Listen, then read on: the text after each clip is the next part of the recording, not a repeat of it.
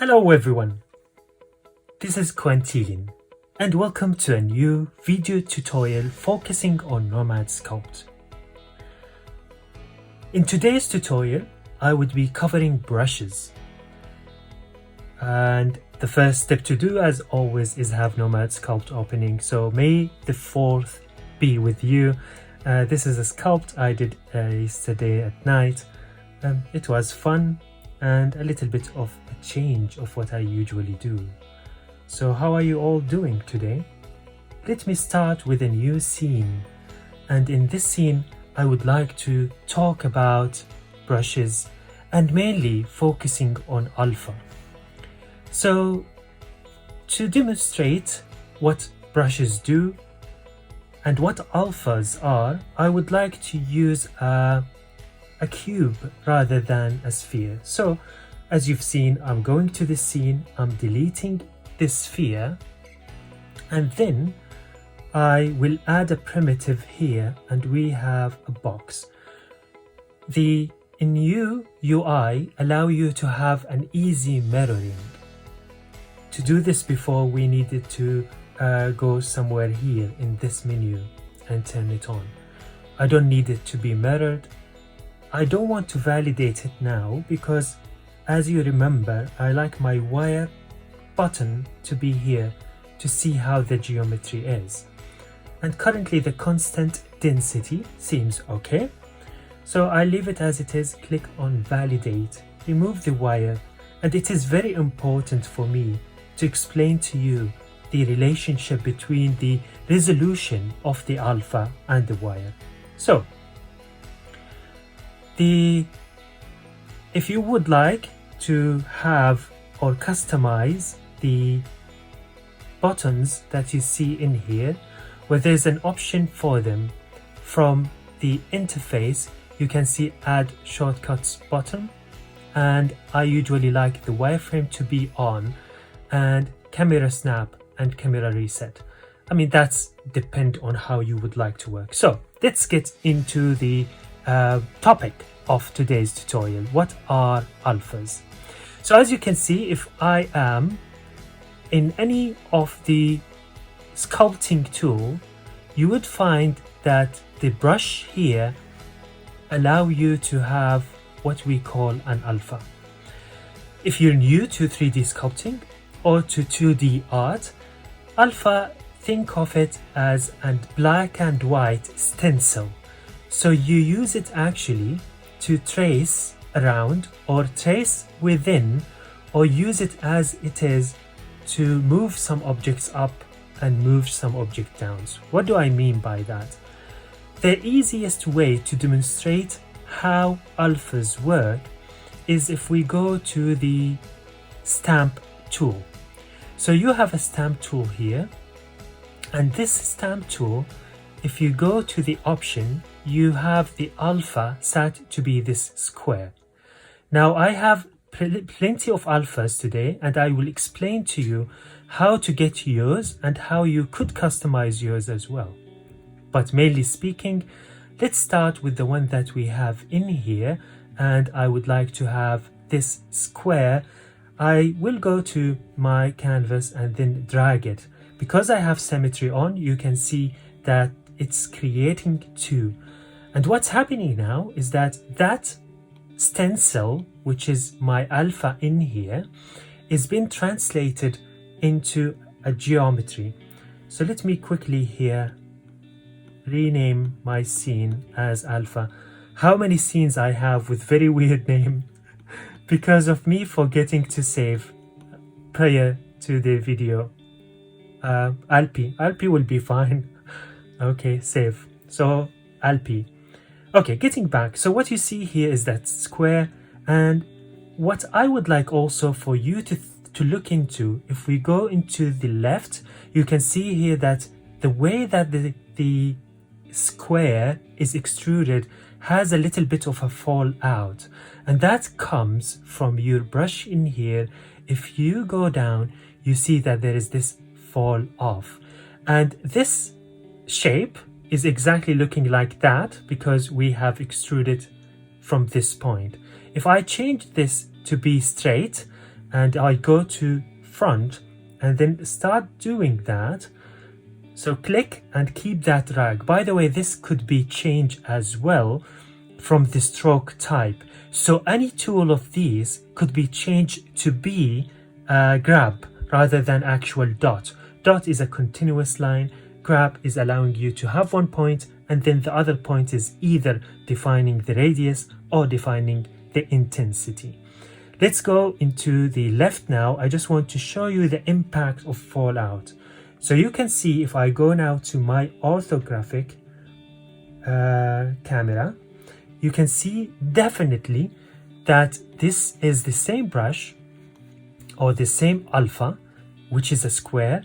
However, one of these, as you probably see, has a little bit of a fall off, and the other one is a straight. Now to change the fall off, just click on this graph on the curve drawing, and then you have plenty in here. You could customize yours.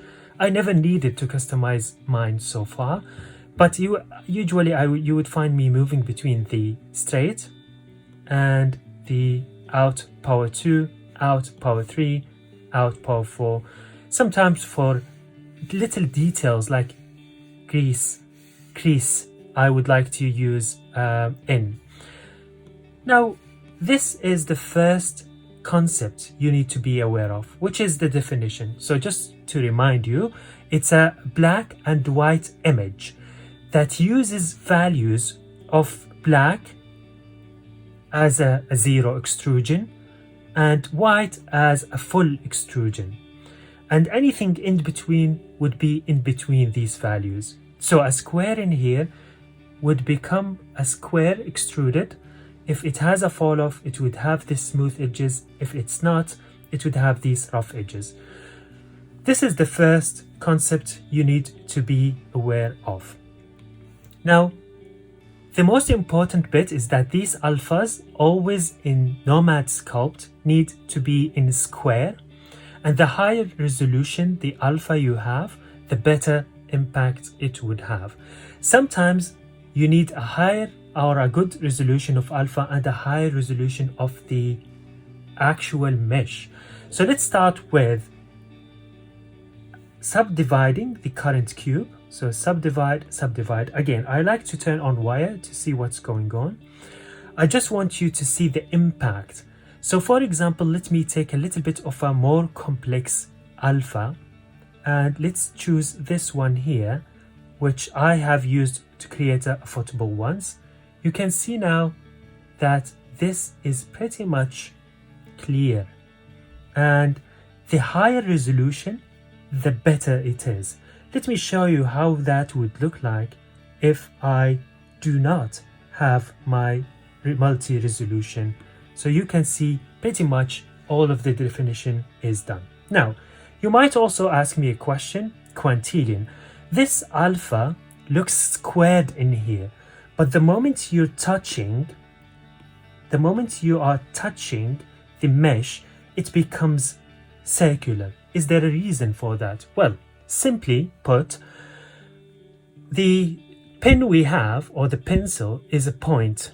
So to translate a point into an actual dynamic drawing, you need to understand that anything around it needs to be rounded. But also, you have a scaling. So when you're scaling that point, you're scaling an actual circle. And if you have some scaling happening, then that scaling would fit within your circle. Let me remove the scaling here and put this all together. And now you can see I have this nice sharp edges squared pattern showing on my mesh.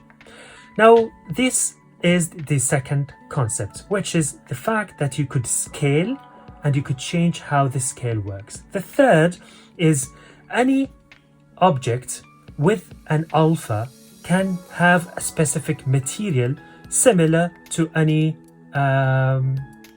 brush tool or sculpting tool. And to change this, you could simply go here and change it. But that would do nothing, because at the end of the day, you can see that the stamp comes with this small setting in here which shows this material with a cross. If I click on that and change this into a chrome material and then come back into drawing this, you probably can't see clearly if in this angle, but let me turn the wire off. You can see that the values which are white in my alpha has taken this color here, and the values which are black remained as it is. Let me remove this symmetry in this case and bring this back, and let me change it from being subdivide to being additive. So you could move between subdivide and addition almost in every sculpting tool. Now you might also ask, what if I want this to be more extruded or less extruded? Here comes the importance of not your radius, because simply put, we are controlling the radius according to the grab, but the intensity. So I have here the intensity as 100 in comparison to the intensity as 50, sorry. Let me put it back to be more of a 2%, and now you can see that it becomes a small dent. And as you probably see, because of the detail, you might not get as sharp edges as you would like to. Let me crack this up again. Well, yes, and now you see the differences between what we have done here and there. Now the problem is you need to always keep an eye on what's going on in this box, in this section, which shows the box, which is my selected mesh, and the total number of surfaces and the total number of RAM used and the free and available. So this is also the second concept, or one of the concepts I would like to talk about. One thing you need to be aware of, which I just want to highlight quickly, there are options that allow you, for example, in brush, to control the stroke. So for example, in brush, if I have a stroke, I could control the stroke by controlling certain aspects, which is the spacing. So if I put the spacing lower, you can see that it is smoother. So the transition that we had in here, as you probably can see these different lines. If you can't see them, I will zoom in here. So you see the spacing is lower, which gives a denser impact. There's also what you have here, which is a lazy rope stabilizer. And sometimes you would like this if you would like to create a straight line. So you start with a click and you see that there is a rope has created, and now the rope is allowing you to move this point around. I use it sometimes to create straight line, but coming from a drawing background, I sometimes prefer to do it manually and keep undo and redo until it actually works for me. What other stuff I would like to talk about in here is you have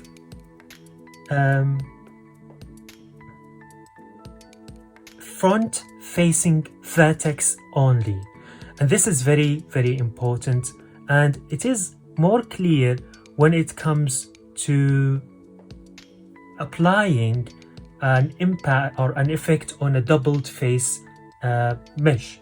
So let me show you what I mean by that. Let me put together a small box, and this small box, I would make it close so these two surfaces are meeting. Now if I would like to use this stamp tool, which is the tool we have used before, and then click on front facing vertex only, so I would unclick it. I would like to show you what would happen here. You see that this is impacting two faces. Yeah, bear in mind that this is a very low resolution, so let me add a little bit of resolution to it, and you can see now Let me even add an intensity. And now you would have this and this from both sides. If I go to my brush and click on front facing vertex only, you can see that this is only impacting the vertices that are facing this direction without impacting the one on the back. So this is something you would also be interested in. Now, before actually getting into where to get some of these and how to create yours, this works on painting, which is something you need to be aware of. So rather than you painting a normal color like I would have be doing now, so let me just click on this, and now you can see I'm painting this color. You could also change the stroke type to be on grab dynamic radius, and now you can see I have a clear and a clean painting, which allows me or gives me more control. Now, how to do or how to get your alphas? I would recommend two. The first is that you would be using your search engine. It is as simple as this. So looking for any type of images that is not copyrighted to be used, but at the same time has black and white values. And the second one, which I think is very interesting, is using your other apps such as Procreate, Affinity, Designer. Both of these would work very well. But let me start with showing you how to get an alpha. Let me start a new scene in here. Let me open my Safari. One thing I would like to highlight is this guy here, Jonas. I use Jonas brushes. I've used the free version of them, and I would recommend, if you are into science fiction, to check them out. He offers brushes for Photoshop, for Procreate, for ZBrush, and in a PNG format, which works perfectly for Nomad Sculpt. So you might find also brushes bundles on different platforms such as Gumroad, or in this situation ArtStation. So keep that in mind. Let me open a new and let me start looking for noise. So someone asked me, how can we get this noise texture? You can do this noise as a drawing in Procreate, and I'll show you how to do that. Save it and then import it, or you can simply look into noise, and what I have written here is noise texture. If you know this knowledge, bear with me. I'm aware that some of you are new to 3D, but others are already aware of this. So you can see here I have different textures. The only thing I would be really careful about is that you need to use the All Creative Commons license. I'm sure if you can use the All Creative Commons license, you can use it as much as you want. If that's not the case, then you could probably purchase your own. Something is happening now with my internet, but bear with me a moment.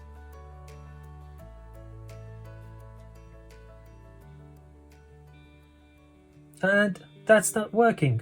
Well done. The tutorial is ruined now. Joking. You get the point. So if you start looking into any of these textures, you can download it and you import that. Now the most important bit, which I think would work better for you, especially if you have a kind of a drawing background, is to start your own brushes. And for example, the one I've used for the donuts you've seen before is the one in here, and it's as simple as painting in black and white, and then with the fall off and a little bit of smoothness, things could work. You could start with start new, and as you can see here, I have a square. I'm not sure if this is part of Procreate, but I have a square. What I found really interesting is that if you are in Procreate, there's already textures available for you as part of the bundle, and those are really cool. So what you could do is, for example, I could take this Victorian. I am on a white screen. This is not a Procreate tutorial, but what I'm just doing now is using that texture to create a texture in here that I can take it easily to a Nomad Sculpt. So I am now moving these around and I'm done with my texture. You can draw anything. You can draw eyes, you can draw ears, you can draw nose, and I will show you a couple of uses for alphas. Not the only uses, but a couple of them. And let's undo this. And now we are done. Let me just export this, share it as a PNG, and save it. Here we go. All the way back to Nomad Sculpt. Let's import this stamp. Go to brushes. In here, above this small box, you have a plus, which allow you to import from photos or files. So if you bought a bundle, you could save it on your files and then you can bring it from there. And now I have this, which doesn't look much as it is, because remember, I need to remove the symmetry, but also I need to subdivide it pretty much well in order to see what's going on in here. And here you go. But you could also keep in mind that the white should be the one extracted, so you could invert the value in here and you would end up with a style that is close to this. Now let's jump quickly into the modeling exercise using these brushes, so you can see now how beautiful this is, which could take you ages to do. So if you are into the product design, jewelry design, this would come very handy for you. Now into our exercise. I hope I have explained what alphas is. Now you understand how to find alphas online. You could purchase bundles and you could create yours in any software or app of your choice. Some of the uses I would suggest, you could, for example, have them for face features.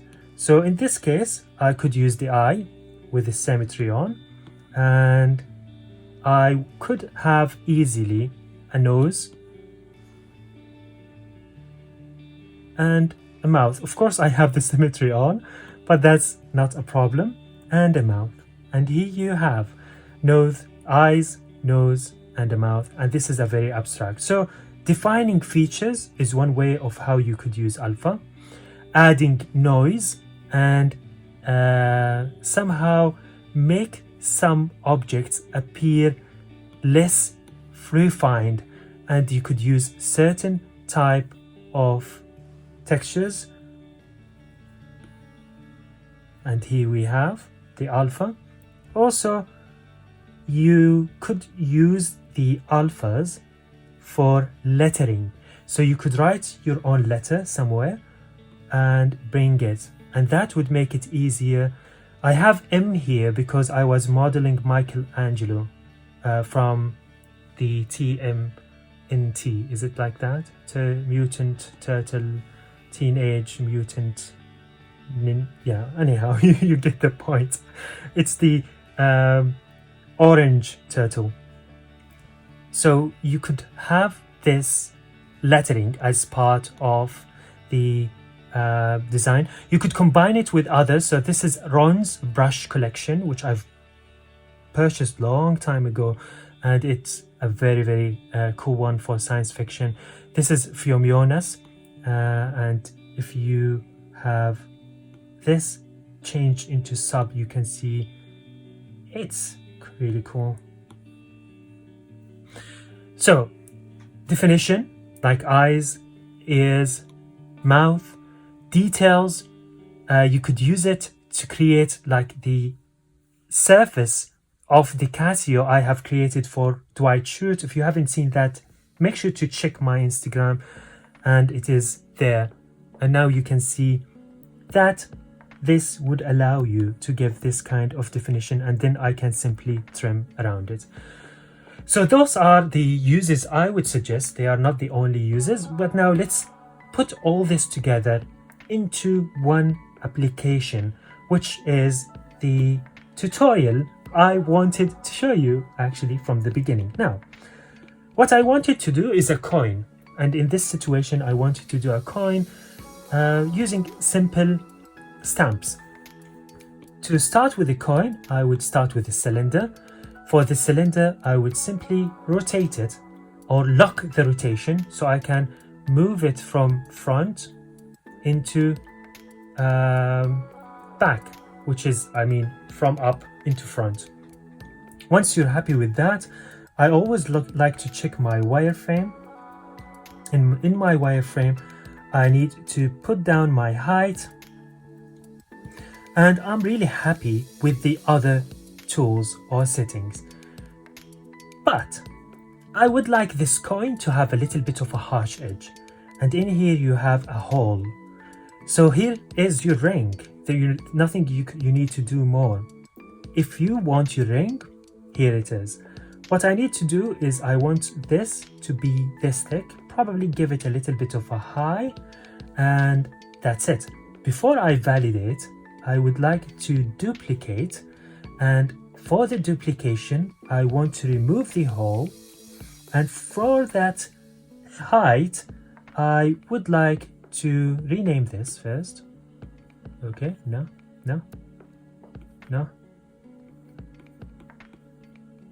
It would come with O coin. That's a good name. O coin. Okay. I would just remove the height and decrease the height, and now I would have the coin in place. Once you're happy with the coin, I could actually make it the radius a little bit smaller, and here we go. So this is my coin so far. Click on validate and click on validate, and I have both in place. For the first, I would need to subdivide, and also for this one, I would like to subdivide. I would also like to paint this with a little bit of chrome, less roughness, and this I would like it to be, so the outer ring, I would like it to be a gold. And here we have the first incomplete coin. What I would like to do is make sure that the coin is in the center. So I'm just looking around, making sure that it is in the center. I can remove the wire now, and let's start with adding details. So on this face, what I would like to have is I would like to go to my stamp, and let me find a skull alpha, and this is a skull alpha I like. I want this to be stamped with the gold as part of it. So I am in the stamp, I'll choose that surface, I am in my alpha, I've selected my alpha, and I would like to see what's happening now when I create. I want this to be gold as well, so it is somehow change from what already we have, which is chrome, and change this into addition rather than sub. And I can remove the symmetry in this case, and we can see that this is a little bit much for my taste, and I would like to fall off to be out power 2, and now you can see it is looking much better. I can go to the front, push the intensity down, push it even down a little bit, because in coin you wouldn't have that much of graving. I probably need a higher resolution, and here's a higher resolution. One thing you need to be aware of in 3D sculpting, you need to experiment. You need to be to have the courage to try different tools. There's no problem in failing once, or twice, as long as it is a failure that you're learning from. And in here I have this coin in place. Now let's, for the other side, do a little bit of a pattern. There is a nice checkerboard I like to use, and I'll make it a little bit even less intense. You could find that checkerboard easily available online. If you don't want this to impact the one on the back, so if you don't want this stamp to impact the surfaces on the back, similar to what I have explained before, go down to front facing vertices or vertex only, and now you can see that I have nice checkerboard pattern available for me here. I could even make it less intense or a little bit in the middle. Again, it's all about experimenting. If you find me taking so much time on some aspect, it's just because I would like these to stuck with you. Now, one thing you need to be aware of is you could have an alpha that is not purely squared. So as you can see, this is the one I have created for to use as a zipper in a jacket. You could use this with changing a little bit of color as it is, and you can see here now I have these nice edges coming out of my coin. So I would stay on the left, I would change this to additive rather than sub, and I can work my way, one here, one at the bottom. You need to be careful that sometimes, or for me now, the symmetry is on, which means probably what I have done on one should have been showing on the other. But let me remove the symmetry again and do a small detail here, a small detail here, a small detail here, and one small one here, and I think we are good regarding this alpha. Let's now try to add another alpha. So let's, for example, add a little bit of lettering on the back of this. One thing I probably haven't mentioned, but you have noticed it or learned it on your own if you're following me, is that alpha are additives. What do I mean by that? So if I have here symmetry on, and I would like to draw my M somewhere where it can be actually so like that, yeah. So if I have this as additive, you can see that those two M works okay on their own, but when they come together, they add to each other. So you would end up with a little bit of a more extrusion. Now, let me change the symmetry, add an M in here, and go to this side here, add an M, but this time I want it to be chromatic, golden in here. Let's try another alpha, which has a pattern. So the pattern that we brought from Procreate, but I don't want the pattern to have any kind of a value. I just want it to be paint. So I click on paint, I chose the pattern, I go to the far off, I'm happy with it, stroke only vertices front, and grab dynamic is the one that I will be using, so it is correct. Now let me see what would happen here, and now you can see that there is this nice pattern going on. Let me add this to the front with a little bit of metal, and you can see that the alpha now is working for us in many different ways. Let me change the PBR here to be something more clear, something similar to a studio. Probably this one is okay. Yeah, this one is okay. You could change also the environment to be to a background. So the environment as it is, where it is, here you are, environment to be the actual background, it is a little bit too much, honestly. So let me set the exposure lower. I don't like this HDRI. Let me just try something else for you. This looks okay. This looks super okay.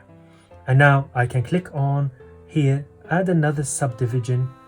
And if you would like just to refine these details with a smooth and a lower intensity, I can go around and smooth them out. If you want higher intensity, a bigger brush, that also would work. I'm just going around smoothing some of these hard edges. Again, this edges is due to my brush. So if my brush is a higher quality, it would work better for me. And here is our coin. Well done, you've done your first piece of jewelry. You have learned about alphas. I enjoy reading your comments, so thank you so much for your contribution, engagement. I took this suggestion from one of you, which is regarding explaining brushes and how to bring them and how to use them. I hope you find it useful. Don't forget leaving a like, a comment, consider subscription or subscribing to this small channel, and I'll see you in another video. Thank you so much and bye-bye. I leave you with the coin. See ya!